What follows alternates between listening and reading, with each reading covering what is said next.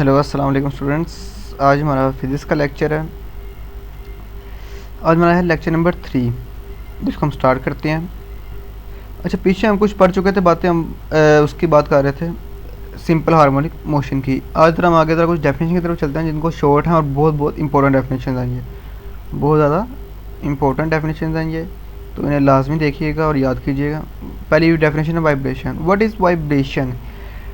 किसी वस्तु पोजीशन के इर्द गिर्द वाइब्रेटरी मोशन करते हुए जिस्म का एक साइकिल या एक मुकम्मल चक्कर को एक वाइब्रेशन कहते हैं। जैसे कि आप ये देखें, ये आपका सिंपल पेंडुलम की हमने पीछे एग्जांपल्स देखी थी। सिंपल पेंडुलम आपका यहाँ पे, ठीक है, यहाँ पे सिंपल पेंडुलम है। आप उसको यहाँ तक लेके गए, ठीक है, आपने उसको यहाँ से रिलीज़ किया, वो जब यहाँ से इस तरह जाएगा और जब यहाँ पे एक पूरा ये यहाँ पे वापस आ जाएगा इस पॉइंट पे, जब जहाँ से वो रिलीज़ हो उसी पॉइंट वापस आ जाए वो चीज़, तो ये जितना इसने कवर फासला तय किया डिस्टेंस, ये क्या इसका ये इसकी एक वाइब्रेशन थी। ये इसकी एक वाइब्रेशन थी। तो किसी वस्ती पोजीशन के इर्द गिर्द वाइब्रेटिव, वस्ती पोजीशन मीन्स के फिक्स्ड पॉइंट, ये देखें ना, ये एक मीन वस्ती पोजीशन मीन्स के उसका मीन पोजीशन कहते हैं कि इर्द गिर्द वाइब्रेटरी मोशन करते हुए जिस्म के एक साइकिल हो या फिर एक मुकम्मल चक्कर को एक वाइब्रेशन कहते हैं। तो मीन्स के वाइब्रेशन की अभी किसी भी पॉइंट वस्ती पोजीशन है ये, ठीक है, यहाँ से आपने इसको यहाँ तक लेके आए, फिर आपने रिलीज़ कर दिया, फिर ये यहाँ से इस तरह और फिर वापस यहाँ पे, ठीक है। तो जब ये एक मुकम्मल चक्कर कर लेगा इस तरह, ये यहाँ से इस तरह गया और यहाँ से इस तरह वापस आया, ठीक है, तो इसको हम क्या कहते हैं, ये एक साइकिल है या फिर ये क्या है, वाइब्रेशन हुई है इसकी कंप्लीट। मीन्स के देखें यहाँ पे इस तरह जाना और उसी तरीके से उसका वापस आना, ठीक है। आगे चलते हैं। What is time period? किसी पॉइंट के गिर्द वाइब्रेटरी मोशन करते हुए जिस्म की एक वाइब्रेशन मुकम्मल करने के लिए दरकार वक्त। मीन्स के देखें, जब वो ये वाइब्रेट कर रहा था, जब उसने यहाँ से इस तरह वाइब्रेट किया, तो जब वो यहाँ पे गया और फिर यहाँ से जब वो वापस उस पॉइंट पे आया, तो उसके दौरान जो टाइम उसको लगाया, तो उसको मैं कहते हैं टाइम पीरियड। जो उसके दौरान उसको एक साइकिल मुकम्मल करते हुए इस तरह गया और इस तरह आया, उसके दौरान उसको जो टाइम लगा है, जो टाइम नोट हुआ है, उसको मैं कहते हैं टाइम पीरियड। इसे टी से ज़ाहिर करते हैं, और आपको पता है टाइम पीरियड का यूनिट इसे कैपिटल टी से ज़ाहिर करते हैं। हम दूसरे टाइम को, ये फ़र्क याद रखिएगा, दूसरे टाइम को हम स्मॉल टी से ज़ाहिर करते हैं आम टाइम को, बट टाइम पीरियड को हम कैपिटल टी से ज़ाहिर करते हैं, और टाइम पीरियड का भी यूनिट क्या है, सेकेंड ही है। तो फर्स्ट डेफिनेशन वाइब्रेशन की, दोनों डेफिनेशन बहुत इंपॉर्टेंट और आगे आने वाली डेफिनेशन भी बहुत इंपॉर्टेंट है, तो उनको लाजमी याद कीजिएगा। पहली ये मुझे उम्मीद है आपको दोनों से डेफिनेशन समझ लग गई होगी। आगे चलते हैं। What is frequency? अच्छा, किसी पॉइंट के गिर्द वाइब्रेटरी मोशन करते हुए जिस्म की एक सेकंड में वाइब्रेशंस की तादाद फ्रीक्वेंसी कहलाती है। अब एक बॉडी ना एक पॉइंट के गिर्द वाइब्रेटरी मोशन कर रही है, ठीक है, मीन्स के वो अपने वाइब्रेशंस कर रही है वो, तो हम कहते हैं कि हमारा टाइम का होना चाहिए 1 सेकंड। 1 सेकंड के अंदर, 1 सेकंड के अंदर वो जितनी भी वाइब्रेशंस कर लेगी, मीन्स इस पॉइंट इस ये एक, अगर वो इतने टाइम एक करते तो ये एक वाइब्रेशन होगी। अगर वो 1 सेकंड के अंदर यहाँ से इस तरह एक बारी जाती है और फिर वापस आती है और फिर जाती है और फिर वापस आती है 1 सेकंड के अंदर, तो मीन्स हम कहेंगे तो ये कितनी है, 2 वाइब्रेशन, ये इसकी फ्रीक्वेंसी 2 है। तो मीन्स के 1 सेकंड में वाइब्रेशंस की जो तादाद होगी उसको हम कहते हैं फ्रीक्वेंसी कहते हैं। 1 सेकंड में वाइब्रेशंस की जो तादाद होगी वो क्या कहलाती है, फ्रीक्वेंसी कहलाती है। टाइम 1 सेकंड होना चाहिए उसका। इसे एफ से ज़ाहिर करते हैं, और फ्रीक्वेंसी का यूनिट क्या है, हर्ट्स। इसका यूनिट क्या है, हर्ट्स। नेक्स्ट चलते हैं एम्पलीट्यूड के ऊपर। किसी पॉइंट के गिर्द वाइब्रेटरी मोशन करते हुए जिस्म का इस पॉइंट से ज़्यादा डिस्प्लेसमेंट, जैसे कि अब यहाँ पे देखें, पीछे मैं एक ही एग्जांपल को लेके इसलिए जा रहा हूँ ताकि आपको समझ लग जाए हर बार। ये एक यहाँ पे था, हमने ना ट्राई पेंडुलम है, ठीक है, तो हम इसको यहाँ से इस तरफ लेके गए, ठीक है, और जब हमने इसको रिलीज़ किया वो इस तरह गया और फिर वो यहाँ पे इस तरह आया, तो इस पॉइंट जो यहाँ तक का, जहाँ मैक्सिमम तक, जहाँ तक वो पॉइंट तक गया है, तो इसका जो डिस्टेंस होता है हम इसको क्या कहते हैं, एम्पलीट्यूड कहते हैं। इसको हम क्या कहते हैं, एम्पलीट्यूड। उसकी वस्ती पोजीशन से उसकी इंतहाई पोजीशन, उसकी वस्ती पोजीशन से उसकी इंतहाई पोजीशन के दरमियानी फासले को हम क्या कहते हैं, एम्पलीट्यूड। किसी पॉइंट के वाइब्रेटरी मोशन करते हुए जिस्म का इस पॉइंट से ज़्यादा डिस्प्लेसमेंट, और वो ज़्यादा से ज़्यादा हम जितना हम देखते हैं मीन्स वो इंतहाई पोजीशन जहाँ तक है वो, ये मीन पोजीशन से लेके वो जितनी इंतहाई पोजीशन तक जा रहा है वो, अगर यहाँ तक है तो ये उसका एम्पलीट्यूड है, अगर वो यहाँ से लेके यहाँ तक जा रहा है तो ये उसका एम्पलीट्यूड है। ठीक है, तो इसका यूनिट भी क्या है, अच्छा ये क्या है असल में कि ये एक लेंथ है, ये क्या है, तो लेंथ का यूनिट पता था क्या होता है, लेंथ का यूनिट क्या होता है, मीटर। लेंथ का यूनिट क्या होता है, तो इसका यूनिट क्या होगा, मीटर होगा। तो ये 4 डेफिनेशंस थी, बहुत इंपॉर्टेंट थी, इनको एक बार देख लें। किसी पॉइंट के गिर्द वाइब्रेटरी मोशन करते हुए जिस्म का, जब आप, मैं शुरू से आपको ज़रा करवा रहा हूँ, वाइब्रेशन क्या है, एक मुकम्मल साइकिल होना चाहिए या एक मुकम्मल चक्कर। ठीक है, उसको हम वाइब्रेशन कहते हैं। सेकेंड जो मेमोरी टाइम पीरियड, जो उसके दौरान उसको जितना टाइम लगा होगा वो सारा का सारा क्या होगा, टाइम पीरियड। और फ्रीक्वेंसी क्या है, 1 सेकंड में जितनी वाइब्रेशंस वो कवर करेगा, जितनी वाइब्रेशंस वो करेगा 1 सेकंड के अंदर, उसको हम कहते हैं फ्रीक्वेंसी कहते हैं।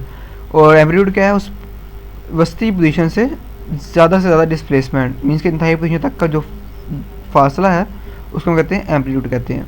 ठीक है, तो ये 4 डेफिनेशन थी, बहुत इंपॉर्टेंट थी, मुझे उम्मीद है ये आपको समझ लग गई होंगी। नेक्स्ट चलते हैं, डैम्प्ड ऑसिलेशन, ये भी बहुत इंपॉर्टेंट लॉन्ग है आपका, ये इंपॉर्टेंट आपका लॉन्ग है। शॉर्ट क्वेश्चन आपने वहाँ से करने हैं जो आपको प्लेटफॉर्म, ब्राइट फ्यूचर के प्लेटफॉर्म से जो आपको प्रोवाइड किया गया है, आपने वहाँ से इसके शॉर्ट क्वेश्चंस करने हैं। मैं यहाँ से ज़्यादा कोशिश होगी आपके मैक्सिमम लॉन्ग क्वेश्चंस और शॉर्ट क्वेश्चंस और आपके कॉन्सेप्ट्स क्लियर किए जाएँ, ताकि आपको याद करने में कोई प्रॉब्लम ना हो। और यहाँ पे वैसे ही हेडिंग्स वगैरह बनी हुई हैं सारी, तो इसलिए आपको प्रॉब्लम नहीं होगी यहाँ से याद करने में। तो शुरू करते हैं, डैम्प्ड ऑसिलेशंस क्या होती हैं। किसी मुज़ाहमती फ़ोर्स की मौजूदगी में, किसी मुज़ाहमती फ़ोर्स की मौजूदगी में सिस्टम्स की ऑसिलेशंस को डैम्प्ड ऑसिलेशंस कहते हैं। कुछ समझने लगी आपको, ये देखें ज़रा। एक ना ऑसिलेशंस क्या होती हैं, पहले ये देखते हैं, ये जो हम कहते हैं ना, ये होती हैं ऑसिलेशंस। ठीक है, एक वेव्स की सूरत में मैं आपको समझा देता हूँ कि ये क्या है, ऑसिलेशंस हैं। ठीक है, अब ना ऑसिलेशंस किसी मुज़ाहमती फ़ोर्स की वजह से, ये ऑसिलेशंस क्या हो रही हैं, ये पहले बड़ी, ये ज़्यादा थी, ये पहले ज़्यादा थी, आहिस्ता आहिस्ता ये ऑसिलेशन क्या हो रही है, कम हो रही है, आहिस्ता आहिस्ता ये ऑसिलेशन कम हो रही है। मीन्स के देखें यहाँ इस तरह, ये ये अंडर किसी रेजिस्टेंस फोर्स के होगी। ठीक है, तो जब भी किसी रेजिस्टेंस फोर्स की मौजूदगी में ऑसिलेशंस को डैम्प्ड, मीन्स डैम्प का मतलब ही क्या है कि उनकी पीक कम आ रही हो। ये देखिए यहाँ पे अगर मैं इसकी पीक दिखाऊँ ना, पीक क्या होती है आपको, ये यहाँ पे, यहाँ से इसकी पीक इतनी है, यहाँ से ये इसकी पीक इतनी है, और यहाँ से मीन्स उसकी पीक कम हो रही है। मैं कह रही हूँ कि, या फिर मैं क्या कहना चाह रहा हूँ कि उसकी वेव कम हो रही हो। ठीक है, तो हम उसको कहते हैं, उसका मीन्स है डैम्प्ड, मीन्स के डैम्प्ड कर देना, उसको दबा देना, उसको कम कर देना। ठीक है, तो डैम्प्ड ऑसिलेशन का मतलब होगा किसी मुज़ाहमती फोर्स की मौजूदगी में सिस्टम्स की जो ऑसिलेशंस हैं उसको अगर हम डैम्प्ड कर दें, सिस्टम की जो, ये देखें ये वाली ऑसिलेशंस हैं, सिस्टम की ये ऑसिलेशंस हैं जो इस तरह हैं, तो इसको हम डैम्प्ड कर दें तो मीन्स कि ये क्या होगा, ये डैम्प्ड ऑसिलेशंस हो जाएंगी। इसका हमें एक बहुत बड़ा डिसएडवांटेज, जब हम आगे जाके इसकी मिसाल में देखते हैं कि डैम्प्ड ऑसिलेशन से हमें ज़्यादा एडवांटेज कहाँ पे मिलता है, ये हम आम रूटीन में इन चीज़ों को यूज़ करते हैं। तो इसके पहले आपको डेफिनेशन समझ लें कि मुज़ाहमती फोर्स होनी चाहिए। ठीक है, मीन्स रेजिस्टेंस फोर्स क्या होती है, जो उसकी ऑसिलेशन को कम कर रही हो। देखें अगर कोई फोर्स रेजिस्टेंस की फोर्स ना हो, मीन्स फिर तो वेव इतनी रहेगी, जैसे देखें जहाँ इस तरह वो उतनी बरकरार रहेगी वेव। मीन्स मुज़ाहमती फोर्स होगी तो उसकी वेव को कम कर रही होगी ना, जिस तरह का उसका ये है, इस तरह चीज़ है उसकी। ठीक है, तो किसी मुज़ाहमती फोर्स की या रेजिस्टेंस फोर्स की मौजूदगी में सिस्टम्स की ऑसिलेशंस को, सिस्टम के ऑसिलेशंस को डैम्प्ड ऑसिलेशंस कहते हैं, कि हम रेजिस्टेंस की फोर्स उसकी ऑसिलेशन को डैम्प्ड कर देगी। आगे चलते हैं, इसकी एक मिसाल में आपको ज़्यादा क्लियर समझ लग जाएगी, हम वो पहले देखते हैं उसमें। ठीक है, तो डैम्प्ड ऑसिलेशन में हम ज़रा देख लेते हैं, किसी फ्रिक्शन या रेजिस्टेंस की गैर मौजूदगी में रेस्टरिंग फोर्स के ज़ेरे साम जिस्म की वाइब्रेटरी मोशन लामहदूद वक्त तक जारी रहती है। मैंने अभी आपको बताया, पीछे देखिए आप, इसमें ज़रा मैंने आपको क्या बताया कि इसमें अगर आप मुज़ाहमती फोर्स या फ्रिक्शन ना हो तो इसने तो इस तरह ही रहना है, इसने इस तरह ही रहना है, इसमें कोई भी चेंजिंग नहीं आएगी। तो ये लामहदूद अमल तक इसमें जारी होती रहेगी। ठीक है, लेकिन क्योंकि रेजिस्टेंस होती है हर चीज़ में, तो उसकी वजह से क्या होगा, ये डैम्प्ड करेगा और ये आखिरकार आके एक टाइम में ख़त्म हो जाएगी। ठीक है, तो यही चीज़ हम इसमें बताना चाह रहा हूँ कि किसी फ्रिक्शन रेजिस्टेंस की गैर मौजूदगी में रेस्टरिंग फोर्स के ज़ेरे असर इस्साम की वाइब्रेटरी मोशन लामहदूद वक्त तक जारी रहता है, कि वो लामहदूद वक्त तक जारी रहेगी। फिर अमली तौर पर फ्रिक्शन इस्साम फोर्स है, इस्साम की मोशन को आहिस्ता करती है। फ्रिक्शन हमेशा इस्साम की मोशन को आहिस्ता करती है, जिसकी वजह से वो लामहदूद अमल तक अपनी पोजीशन को जारी नहीं रख सकते। वक्त के साथ फ्रिक्शन इज्साम की मैकेनिकल एनर्जी को कम कर देती है, जैसे कि पीछे आपने देखा कि वो उसको ऑसिलेशंस को डैम्प कर रही थी, मीन्स कि इसको कम करना कहती हैं। और इस तरह इनकी मोशन डैम्प्ड मोशन कहलाती है। ये डैम्प्ड मोशन एम्पलीट्यूड को 32 कम कर देती है। देखिए इसमें एम्पलीट्यूड कम हो रहा है, जिसको मैं आपको पीक की बात कह रहा था ना कि ये देखिए यहाँ से इसका ये कम हो रहा है एम्पलीट्यूड, ये यहाँ पे है, फिर इसका एम्पलीट्यूड ये कम हो गया, इसका एम्पलीट्यूड फिर और कम हो गया और फिर और ज़्यादा कम हो गया। गाड़ियों के और इसकी जो एग्जांपल में ये आप इसकी एग्जांपल में सबसे अच्छी सी एग्जांपल है, जो इसकी मिसाल है गाड़ियों के शॉक अब्जॉर्ब्स। लड़कों को ज़्यादा पता होगा कि गाड़ियों के जो शॉक अब्जॉर्ब्स हैं वो क्या करते हैं, वो जब हम ये ना एक बहुत अच्छी एग्जांपल है डैम्प्ड ऑसिलेशंस की, जब हम इसको पढ़ते हैं डैम्प्ड मोशन की अमली मिसाल है। शार्क अब्जॉर्ब एक पिस्टन पर मुश्तमिल होता है जो कि इसकी माया अमल करता है, मोशन करता है। आपको पता है कि जब भी आप रोड पे किसी भी स्पीड ब्रेकर में से अपनी बाइक को गुजारते हैं तो शॉक अब्जॉर्ब्स क्या करते हैं, वो आपको पता है जब भी आप बाइक उसको में से स्पीड ब्रेकर के ऊपर से गुजारते हैं तो आपकी बाइक में एक बहुत ज़्यादा चिंचिंग आती है, मोशन उसके अंदर बहुत ज़्यादा खरखराहट पैदा होती है। अगर शार्क अब्जॉर्ब ना हो आपके, अगर शार्क अब्जॉर्ब ना हो तो वो स्मूथली उसके ऊपर से गुजर जाती है, ठीक है। और अगर आपको शार्क अब्जॉर्ब उसके अंदर ना हो तो वो बहुत ज़्यादा आपको डिस्टर्ब करती है, मीन्स के वो आप बहुत ज़्यादा आवाज़ वगैरह पैदा करती है, खरकती बहुत ज़्यादा है वो। तो इसकी मैं आपको इसकी अमली शक्ल दिखा दूँ, ये ज़रा ये होता है शार्क अब्जॉर्ब। ये होता है गाड़ियों के फ्रेमवर्क से यहाँ से जुड़ा होता है, ठीक है। ये एक पिस्टन होता है इसके अंदर, लड़कों को पता है कि वो पिस्टन इस तरह अंदर जाता है, ठीक है। ये एक बाहर शार्क अब्जॉर्ब इस तरह बना होता है और एक पिस्टन उसके अंदर इस तरह जाता है और उसको पुश करके फिर वो बाहर आता है, ठीक है। और उसके अंदर माया होता है जिसके अंदर वो अमल कार होता है और एक कार के एक्सेल से जुड़ा होता है यहाँ से, ठीक है। तो मीन्स कि जब भी वो शार्क अब्जॉर्ब का बलाई हिस्सा कार की बॉडी के साथ जुड़ा होता है, जब कार रोड में मौजूद किसी उबड़ी सतह से स्पीड ब्रेकर से गुजरती है तो शिद्दत से वाइब्रेट करती है, ठीक है। तो वो क्या करती है, वो असल में ना वो वाइब्रेट करना शुरू कर देते हैं। तो मीन्स जब भी आपकी बाइक उसके स्पीड ब्रेकर से ऊपर से गुजरती है ना तो उसमें बहुत ज़्यादा वेव के ना वो पैदा हो जाते हैं, ऑसिलेशन पैदा हो जाती हैं। तो फिर क्या करते हैं, शार्क अब्जॉर्ब उसकी ऑसिलेशन को डैम्प्ड कर रहे होते हैं, मीन्स के ये अगर इतनी है ना तो वो उसकी ऑसिलेशन को इस तरह डैम्प्ड कर देंगे ताकि वो इस तरह हो जाए, कुछ इस फॉर्म में, ये इस तरह, और फिर वो इससे आगे वो कम होती रहे जिससे आपकी बाइक को नुकसान ना हो, ताकि वो जो उसके अंदर एनर्जी आई है ना स्पीड ब्रेकर के ऊपर से पास करते हुए जो उसमें एनर्जी आ गई है वो किसकी सूरत में आई है, ऑसिलेशंस की सूरत में आई है। तो जो शार्क अब्जॉर्ब होते हैं उसको डैम्प्ड कर देती हैं ताकि उससे बाइक को नुकसान ना हो, क्योंकि अगर इसमें जारी रहेगी तो आपकी जो बाइक है वो तो आपको डिस्टर्ब करेगी स्पीड ब्रेकर गुजरने के बाद भी।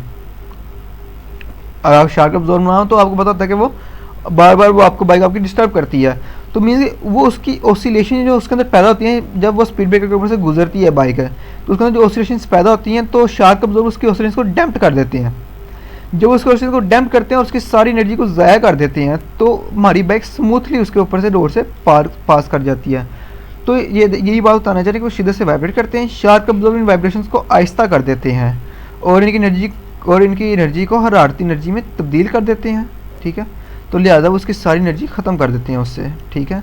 तो ये शार्क अब्जॉर्ब ये डैम्प्ड ऑसिलेशंस की एक बहुत अच्छी मिसाल थी जिसको यहाँ पे आपकी बुक में डिस्क्राइब किया गया है। मैंने ज़्यादा पूरी कोशिश की आपकी बुक की वर्डिंग इसके अंदर सारी की सारी यूज़ हो ताकि आपको परेशानी ना हो। तो ये आपका एक टॉपिक था और इसके पीछे हमने 4 डेफिनेशन पढ़ी। ये उम्मीद है आपने लेक्चर इन्जॉय किया होगा, तो आप इसे लाजमी याद करें।